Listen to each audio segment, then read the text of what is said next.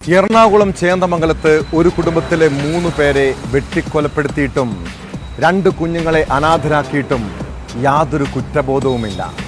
ആക്രമിക്കപ്പെട്ട് ചികിത്സയിലുള്ള ജിതിൻ ബോസ് ജീവനോടെ രക്ഷപ്പെട്ടതിലാണ് അയാൾക്ക് വിഷമം. ഇത്രയും മനസാക്ഷിയില്ലാത്ത പ്രതി ഋതുവിനെ ഇനി പുറം ലോകം കാണിക്കരുത്.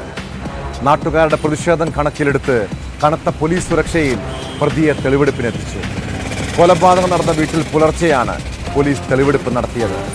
ഋതുവിന്റെ കസ്റ്റഡി കാലാവധി നാളെ അവസാനിക്കും.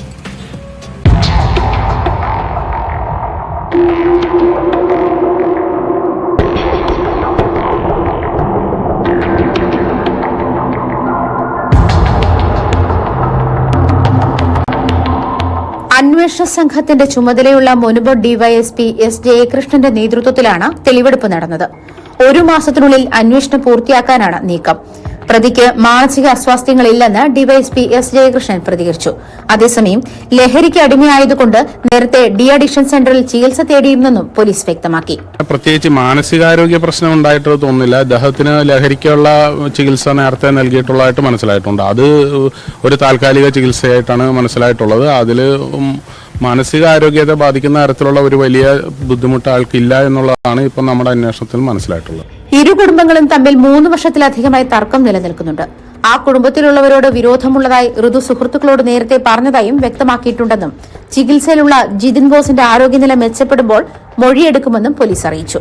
മോട്ടീവ് കൃത്യമായിട്ട് മനസ്സിലാക്കിയിട്ടുണ്ട്. അതായത് ഇവർ തമ്മിൽ അയൽവാസികളായിട്ട് ഒരു 3 വർഷമായിട്ട് അവിടെ വിഷയങ്ങളുണ്ട്. ഇവർക്ക് പരസ്പരം അങ്ങോട്ടും ഇങ്ങോട്ടുമുള്ള ആക്ഷേപങ്ങളും ആരോപണങ്ങളും ഇരുകക്ഷികളും നേരത്തെ പല സമയത്തും ഉന്നയിച്ചിട്ടുണ്ട്.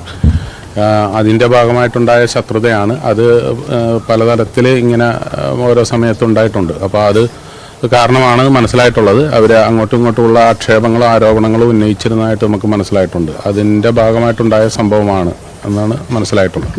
സംഭവത്തിന് ദൃക്സാക്ഷികളായ കുട്ടികളുടെയും മൊഴി കഴിഞ്ഞ ദിവസം രേഖപ്പെടുത്തിയിരുന്നു.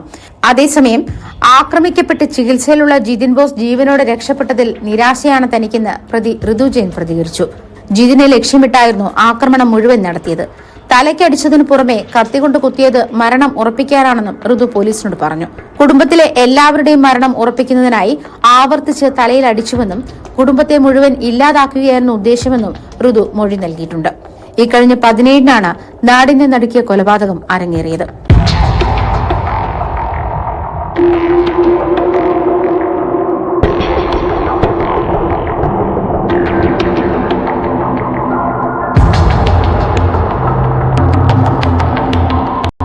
ന്യൂസ് 18 കൊച്ചി.